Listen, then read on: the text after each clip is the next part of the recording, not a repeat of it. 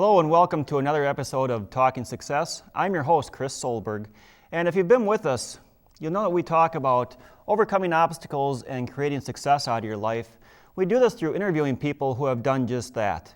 We interview people from the local community, we interview authors, anybody with a unique story to tell on how they achieve success through overcoming obstacles, working through it, and making success out of what they did.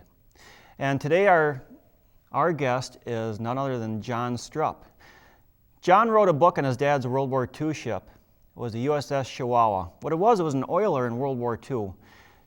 John, could you tell us a little bit about the Chiwawa and how you got involved in writing this book? Well, I had a strong interest in American history. I had a lot of relatives that were alive during the war, and I listened to their experiences everywhere from civilians in Europe to my own family and their experiences. My dad obviously had friends same age that were also involved in the military during the war, and I grew up listening to those stories and got interested in them. And unfortunately, my dad really didn't speak about the war very much. We got things in bits and pieces, a funny story here, an experience there. And so I wanted to learn more about what he did during the war.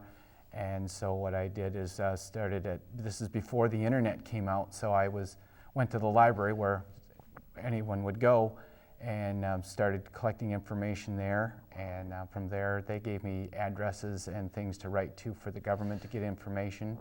And so through that, I gathered all the government records, the deck log, the muster roll, convoy reports, pictures, anything the government had, I bought. So now you did this just because you're interested in it. Did you start as a school project, or where did this whole idea start with? Just a curiosity of wanting to know more about what my dad did during the war. So it started as a trip to the library. Did you start out intending to write this book? No. I just wanted to gather more information and just started collecting information. And from there, all of a sudden, I had all this information I didn't know what to do with. So somebody said, "Hey, why don't you write a book?" And here you are. Were you into history in high school, or did you always have an interest in history, or where did this come from? I did. I had an interest in American history. I was fortunate enough to have a grandmother who was, when I was a freshman in college, she was 92 and I was 18, and she only lived a half a block off campus, so I would eat my lunch with her every day, and she would tell me about her life. And I took American history since 1877, so she was born in 1892, so she had lived through almost that whole period, and what she didn't live through, her father had. So she would tell me about her life and her dad, and so that's why I say my dad was 44 when I was born, so I only knew him as an older person. And that was another thing that drove me to collect information about his younger days, is I didn't really know him as a younger person, I only knew him as an older person. You know, a lot of us are in that position where we get to the point in life, boy, I wish I would have asked so-and-so, my grandparents, about their life growing up. And I wonder, do schools today, are they focusing on American history? Are their kids learning about World War II and what their grandparents went through, the greatest generation? I really don't think so. I think it's been glazed over, and what they know about is maybe the bits and pieces that they've heard maybe through some family stories, but I don't think it's covered in depth at all, and they don't understand the enormity of this event that took 6 years.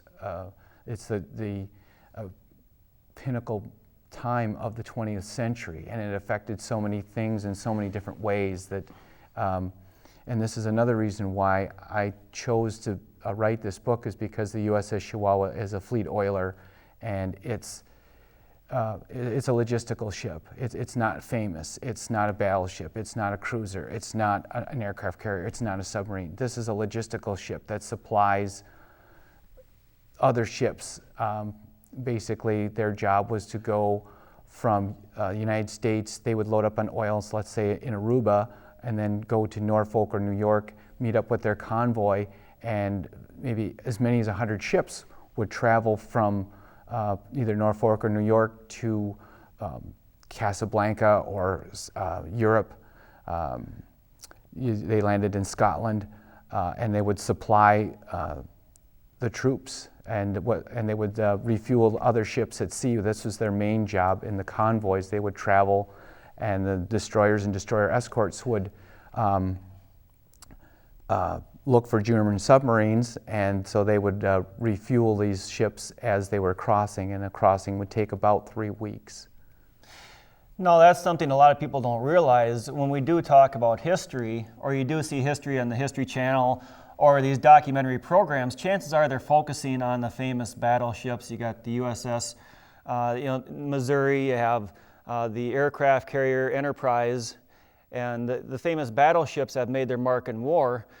But as we know, it takes a lot of logistics to keep an army moving, whether it be on the ground or at sea. And I'm very impressed that you actually took a look at an oiler. Who knows what an oiler is? I didn't until I read John's book, which was absolutely fascinating, just behind the scenes, what it takes. The oiler is basically a floating gas station, a floating bomb if they get hit. It was a dangerous line of work. Even though they weren't a battleship in the direct line of fire, they did experience danger. Could you tell us about some of the dangers they did go through? The ship was involved in, I think, 16 convoys, either going to or from Europe or Africa to the United States. One convoy that was seriously involved was convoy USS 6, which took place in March of 1943. There were 4 ships in the convoy that were lost, and the Germans lost 1 submarine in this encounter. Then the ship, the USS Chiwawa, was, after the war was over in Europe, they were transferred and refitted at Norfolk in June of 1945 and sent to the Pacific campaign. And when they got to Hawaii, the day they left, the first atomic bomb was dropped. So they continued on to stop at Ulithi, which is in the Caroline Islands, and then from there they went to Okinawa and were a station tanker for 3 months. And they encountered 2 typhoons and were sent to sea, one in September and one in October. Now, what happened is of course with this storm, it blew a lot of mines, broke free from their moorings, and were just floating freely out in the ocean. So now you've got a real danger out there. You've got a ship loaded with anything liquid and burns with free-floating mines, and at night you cannot see these things. So I listened to a lot of veterans tell me how scared they were and encounters with these mines. So in addition to mines, what other kinds of danger were they involved in on a daily basis? Well, you've got the threat from the U-boats. You've also got weather. When you're refueling at sea, you look for obviously calm conditions, but sometimes that isn't the case. And there is one case I can tell you offhand. November of 1943, there was a freak wave came in, and while refueling was taking place, an 18-year-old kid, washed overboard by a freak wave. He was standing on a forecastle, and a freak wave came along, washed him overboard. And in my book, I do have a description, a diary entry from Laverne Rogers, who talked about watching this happen and seeing the look on this kid's face. And he said, "This is a sight I don't want to ever see again." What happened to him? The kid who fell overboard. He drowned. Never to be seen again? Nope. They never found him. So this guy witnessed the whole thing, watched him go right over. Yep. Wow. What was life on the ship, John? So tell us about the different jobs on it and these guys that were doing it.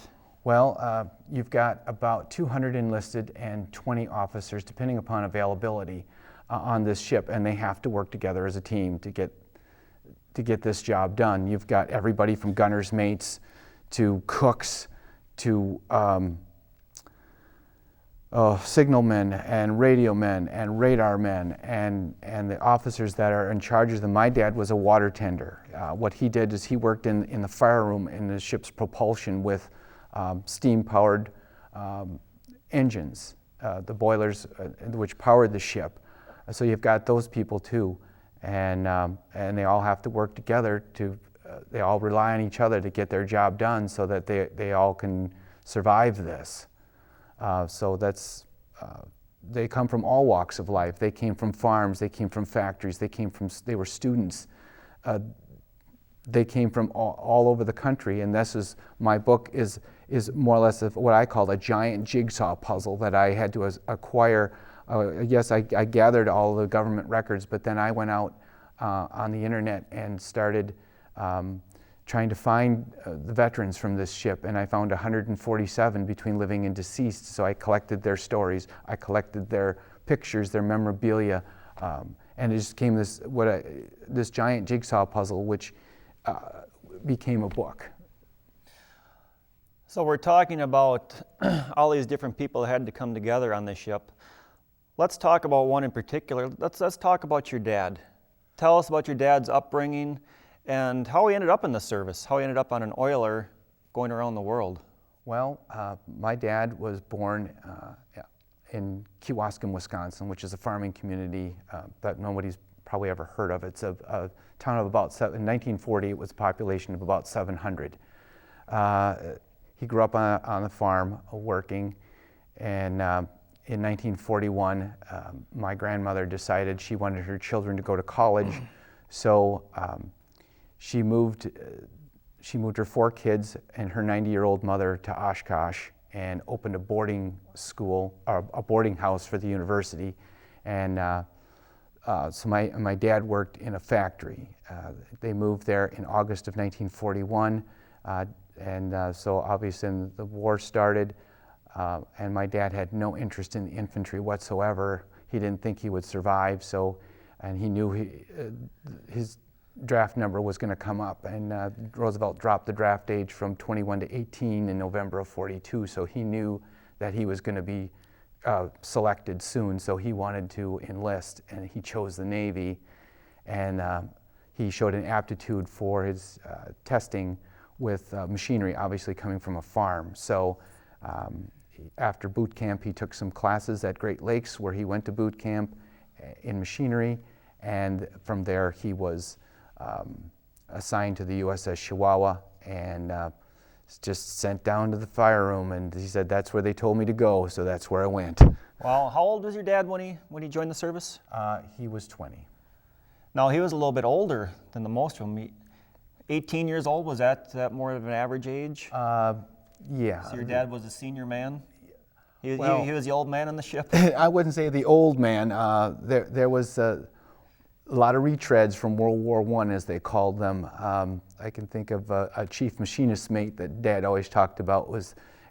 He was called back from the First World War, and he did not want to go back. And he signed everything. Chief machinist mate Theodore Shippey retired. And so it's a cross-section of ages and backgrounds. Well, yeah, you have these people that have never even seen the ocean, like your dad coming from Wisconsin, and all of a sudden he's being tossed onto a ship and sent all around the world with a bunch of people he doesn't know. What was the experience like on that ship with all those different people? You said they had to get along. Well, there must have been times when they didn't. There must have been, people didn't get along. And did they ever talk about that? Yeah, that's what Dad did talk about that, and I did talk to some other guys too during my research for the book. Is that they did stress teamwork, and if somebody did come along and they weren't working out, they found an excuse and they were transferred because there's just my dad stressed that there was just too much at stake here to have somebody not work out. I read a story in your book about one of the men They must have been off drinking, and he took two of them and knocked their heads together and almost killed them. Yeah. What was that all about? Well, yeah, that was the big rebel, they called him. His last name was Reinhardt. I can't think of his first name right now, but yeah, he was court-martialed for unjustifiable violence. And when I would read these things in the deck log, I would ask my dad, well, what's going on here? And he'd say, oh yeah, there was two storekeepers, and they were the nicest guys. They wouldn't hurt a fly. And they were in a bar, and somebody started picking on them, and these guys started picking on them, and so the big rebel came over, and he told them to knock it off, and they wouldn't do it. So he just grabbed them both by the back of the neck, and he slammed their heads together, and that was that. That was that. And court-martialed. And court-martialed. But no, we're talking about overcoming obstacles and creating success, and that is an ideal story because you're on a ship with 200 people, and of course there's going to be people that don't get along, a clashing of personalities, and we also have that in the workplace. You have it all across society, and that's a lesson we can learn. You have to work for the greater good. You're not going to like everyone. Everyone's not going to like you. If you don't like this, turn the channel. You have options. But the USS Chiwawa, tell me where the ship got its start. Well, actually, it started out as a civilian tanker. It was built by Bethlehem Steel at Sparrows Point, Maryland, and it was actually going to be called the SS Samoset. And the keel was laid in June of 1942. And the Navy took it over and changed it to the USS Chiwawa. It was guns were added and everything that you would need for a U.S. Navy ship, all of the requirements, and it was commissioned on Christmas Eve, 1942. And it served until May 6th, 1946. It was decommissioned and returned to civilian service and was used as a civilian tanker by City Service Oil Company until 1960, and in 1960 it was converted to an ore boat, and the ship, believe it or not, still runs on the Great Lakes. The boilers my dad worked on ran until 2006. Wow, still going strong. The history is still there. Now I'm interested in this name. How did the ship get its name? What does it mean? Oilers were named after rivers. Up until, I'm not sure when, but after World War II, probably sometime in the 1950s or 60s, every type of ship had a theme to it. Battleships were named after states, cruisers are named after cities, destroyers are named after people, submarines were named after fish, oilers were named after rivers with Native American names, and the Chiwawa River is a river in the Wenatchee Forest in Washington State. And I'm still looking for information on this ship. I've been doing this for 15 years, and I still don't know who chose the name and how the name was chosen. Well, that's some good research. Maybe the internet will help you out now. Maybe, I'm still looking. Now, are ships still named that way? No. I know that